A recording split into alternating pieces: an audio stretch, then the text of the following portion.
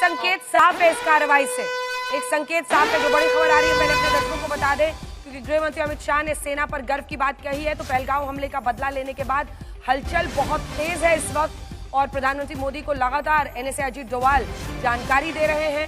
सुबह 10:30 बजे सेना की प्रेस कॉन्फ्रेंस होगी। सीसीईए की इकोनॉमिक अफेयर्स पर कैबिनेट कमेटी की बैठक होनी है और इसी के साथ साथ इस बार हमने पाकिस्तान में घुस कर मारा है। पीओके में तो मारा ही है, लेकिन जो हलचल है उस पर हमारी नजर है। कैबिनेट कमेटी को भी इसकी जानकारी दी जाएगी। लेकिन इस बीच एक बार जल्दी से जितेंद्र बहादुर सिंह के पास चलते हैं। जितेंद्र, देखिए, गृह मंत्री की भी तरफ से जो मैसेज आया है वो साफ संदेश देता है कि हमने जबरदस्त बदला लिया है। उसके बाद मैं अशरफ के आप भी रुख करूंगी, लेकिन किस तरह की तैयारी की जा रही है, किस तरह के क्योंकि एक स्ट्रैटेजी बनानी है और पहले से बनी हुई है, ये तैयारी ही थी जिसकी वजह से 15 दिन हमें लगे हैं, क्योंकि उसको भी अपना चेहरा बचाना है। ये जो जनरल हाफिज मुनीर है, तो ऐसे में वो भी इधर उधर की कुछ करेगा। एक दो जो चीन वाले जो लिए हुए हैं उसने विमान, वो सब एयर स्ट्राइक दिखाने की, ऐसे में पूरी तैयारी रखने की जरूरत है। आने वाले दिन बहुत अहम होंगे। बिल्कुल अंजना, जिस तरीके से केंद्रीय गृह मंत्री अमित शाह के द्वारा ये कहा गया कि देश की सशस्त्र सेनाओं पर हमें गर्व है और उन्होंने ये भी कहा कि आतंकवाद को लेकर के किसी भी तरीके से बख्शा नहीं जाएगा, उस पर ऐसे ही कार्रवाई मोदी सरकार में होती रहेगी। तो एक तरीके का संकेत गृह मंत्री की तरफ से दे दिया गया है कि अभी जो 9 टारगेट पर हिट किया गया है सीधे पिन पॉइंटेड, सिर्फ यही नहीं, आगे अगर पाकिस्तान किसी भी तरीके की गुस्ताखी करता है तो उसको उसी की भाषा में जवाब दिया जाएगा। गृह मंत्री अमित शाह ने इससे पहले भी वो जब पहलगाम गए थे तो वहां जाकर के उन्होंने तमाम जो लोकेशन है पहलगाम में जहां पर आतंकी हमला बैसरन घाटी में हुआ, उसको जाकर के उन्होंने देखा, विजिट किया और सुरक्षा बलों के साथ उन्होंने बैठक किया। वहां की तैयारी उन्होंने उसी वक्त उसी दौरान जाकर के पूरा कर लिया था, जो सभी चाहे पैरामिलिट्री फोर्सेज हों या फिर जम्मू कश्मीर पुलिस और इसके साथ साथ आर्मी के साथ बैठक गृह मंत्री अमित शाह ने किया था और उसी समय यह तय कर लिया गया था कि अब एक बड़ी कार्रवाई होगी। और हमने देखा कि किस तरीके से गृह मंत्रालय में लगातार चाहे आईबी चीफ हो, रॉ चीफ हो, उनकी बैठक केंद्रीय गृह सचिव के साथ होती रही। इसके साथ साथ एनएसए अजीत डोभाल को पूरी रिपोर्ट यहां से गृह मंत्रालय से भी दी जाती थी और वो प्रधानमंत्री तक पहुंचती थी। उसके बाद ये पूरा पिन पॉइंटेड ऑपरेशन किया गया है और इसमें सिर्फ और सिर्फ पाकिस्तान के अंदर 4 बड़े टारगेट नहीं है, पाक अधिकृत कश्मीर के वो तमाम टारगेट हैं जहां से आतंकवादियों की घुसपैठ कराई जाती थी, यहां आतंकवादियों की फैक्ट्री चलती थी और यहीं पर आतंकवादियों को आकर के जो उनके आका हैं वो पूरी तरीके से तैयार करते थे और उसके बाद जम्मू कश्मीर के अंदर इनको भेजा जाता था। तो अब ये एक बड़ा प्लान है और अगर पाकिस्तान किसी भी तरीके से इसके जवाब में कोई कार्रवाई करता है तो उसके लिए भी भारतीय सेनाएं अलग अलग स्थानों पर तैयार हैं, चाहे वो इंटरनेशनल बॉर्डर की बात करें या फिर जो लाइन ऑफ कंट्रोल है, पूरी तरीके से यहां पर तैयारी सेनाओं की है। और हमने देखा है कि अब से थोड़ी देर पहले रात से ही जो पैरामिलिट्री फोर्सेज हैं बीएसएफ, जो कि वहां पर इंटरनेशनल बॉर्डर पर तमाम जगहों पर तैनात रहती है, उसको भी अलर्ट किया गया है अंजना। और ये कहा गया है कि हाई अलर्ट पोजीशन में बीएसएफ रहे, चाहे वो जम्मू बॉर्डर हो, राजस्थान का बॉर्डर हो या पंजाब का बॉर्डर या गुजरात, इन तमाम जगहों पर हाई अलर्ट रहने के लिए कहा गया है। तो पैरामिलिट्री फोर्सेज भी लगातार हाई अलर्ट हैं और आर्मी एलओसी पर पूरी तरीके से पाकिस्तान की हर एक गतिविधि पर नजर रखे हुए है कि अगर कोई कार्रवाई होती है तो उसका उसी वक्त जवाब दिया जाएगा। ठीक है मंजीत, मैं आपके पास आऊंगी ये जानने के लिए राउंड अप करके कि किस तरह की तैयारी है, क्या कार्रवाई हम कर रहे हैं, लेकिन उससे पहले अशरफ, बॉर्डर से किस तरह के हलचल की खबर है?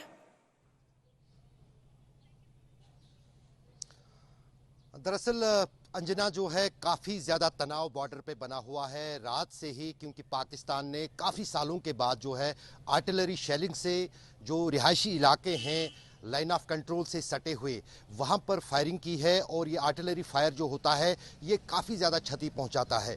अगर हम बात करें तो फिलहाल जम्मू कश्मीर में ही बॉर्डर पर जो है गतिविधियां हैं पाकिस्तान की तरफ से, जिनका मुंहतोड़ जवाब भारतीय सेना दे रही है। पुंछ, राजौरी, मेंढर, अखनूर, कुपवाड़ा, बारामूला, उड़ी और नवगाम सेक्टर, ये ऐसे सेक्टर हैं जहां से घुसपैठ भी होती है, जो भारतीय सेना के निशाने पर भी था। और यहां पर जो है भारत की तरफ से दावा किया जा रहा है कि कई सारे पाकिस्तानी सैनिक जो हैं मारे गए हैं। भारत की तरफ से जो रिटेलिएट हुआ है पाकिस्तान की गोलाबारी, लेकिन पाकिस्तान की गोलाबारी में भी कई सारे लोग जो हैं मारे गए हैं। हमारे पास जो अभी लेटेस्ट खबर है सूत्रों के अनुसार करीब 10 लोगों की, सिविलियंस की जान गई है पाकिस्तानी शेलिंग में। कई सारे घरों को नुकसान पहुंचा है, चाहे वो राजौरी हो, टंगडार हो जो बिल्कुल सीमा से सटा हुआ इलाका है, चाहे उड़ी हो, चाहे बारामूला हो। यही कारण है कि जम्मू कश्मीर के उपराज्यपाल ने पूरे जम्मू कश्मीर में तैयारियों को लेकर समीक्षा बैठक की है। वो संपर्क में है तमाम डिप्टी कमिश्नर्स जो हैं, तमाम जो सेक्रेटरीज हैं, ताकि अगर कोई घायल होता है पाकिस्तानी गोलाबारी में उसका इलाज और उसकी सुविधा हो। जहां तक कुपवाड़ा, बारामूला और उड़ी के इलाके हैं और टंगडार के इलाके हैं, वहां पर जो एसडीएम्स हैं उन्होंने लोगों को कहा है जब तक गोलीबारी पाकिस्तान की तरफ से नहीं रुकती है तब तक वो वहां पर जो कम्युनिटी बैंकर हैं उनमें सुरक्षित तरीके से रहें और उनके लिए जो है बाकी सुविधाएं भी सरकार की तरफ से पहुंचाई जाएगी। लेकिन यहां पर महत्वपूर्ण सवाल यह है जो पाकिस्तान से खबर आ रही है, एक तो ये कि जो भागलपुर में जो हमला हुआ था, भारतीय स्ट्राइक हुई थी, उसमें जो है पाकिस्तानी सेना प्रमुख खुद वहां गए उस स्थान पे जो जैश का हेडक्वार्टर है, वहां पर वो घायलों से मिलने गए और वहां पर जो नारेबाजी हुई है उससे एक चीज तो सिद्ध होता है कि जैश के हेडक्वार्टर पर ही हमला हुआ है, जैश के समर्थन में वहां पर नारेबाजी हुई। दूसरी बात यह है कि पाकिस्तान के रक्षा मंत्री जो है आसिफ, उन्होंने कहा है कि वो जो है भारत के खिलाफ जो है जवाबी कार्रवाई करेंगे, बहुत जल्द करेंगे। उसको लेकर जो है भारतीय सेना हाई अलर्ट पे है पूरे जम्मू कश्मीर में, खास तौर से नियंत्रण रेखा से सटे इलाकों। और तीसरी महत्वपूर्ण जानकारी जो है जिसकी धमकी पाकिस्तान ने दी है, जब इंडस वाटर ट्रीटी जो है वो भारत ने जो है कैंसिल की थी, उसके बाद जो जम्मू कश्मीर में अलग अलग नदियों में जो इंडस वाटर ट्रीटी के तहत आती थी उन पे जो डैम बने हैं उन पर भी काफ़ी ज़्यादा सुरक्षा जो है वो बढ़ा दी गई है ताकि पाकिस्तानी वायुसेना की तरफ से उन पर कोई हमला ना हो। बिल्कुल मंजीत, आपके पास आते हुए तस्वीरें हम दिखा रहे हैं भावलपुर की। सबसे ज्यादा चोट लगता है ये हाफिज मुनीर को, जनरल मुनीर को वहीं पर लगी है। अब जब उनके सलवार कमीज पहने हुए जो पाकिस्तानी आतंकी फौजी थे जब वो ध्वस्त हुए हैं तो खुद वो रिहायशी इलाकों पर कोशिश कर रहे हैं हमले करने की, और हम दिखा भी रहे हैं कि किस तरह की परिस्थितियां बन रही हैं। सरहद पर भी एहतियाती कदम उठाए गए हैं, लेकिन ये तस्वीरें गवाही दे रही हैं टूरिस्ट स्पॉट बन गया है लगता है, चाहे वो बहावलपुर में हेडक्वार्टर हो, आतंकी हेडक्वार्टर जहां पर हमने प्रिसिशन अटैक किया है, या फिर मुरीद के हो, ये तमाम जगहों पर, सियालकोट देखिए ना, सभी जगह पर वहां के लोग जा के वीडियो बना रहे हैं। सुबह सुबह कोई साइकिल में, कोई स्कूटर में पहुंच रहा है देखने के लिए कि तबाही का आलम कैसे दिखता है जब हिंदुस्तान से तुम दुश्मनी मोल लो। ऐसे में जो कार्रवाइयां, जो तैयारियां भारत की तरफ से हैं, क्योंकि हम उसके साथ गए हैं और जो भी होगा आरंभ है प्रचंड।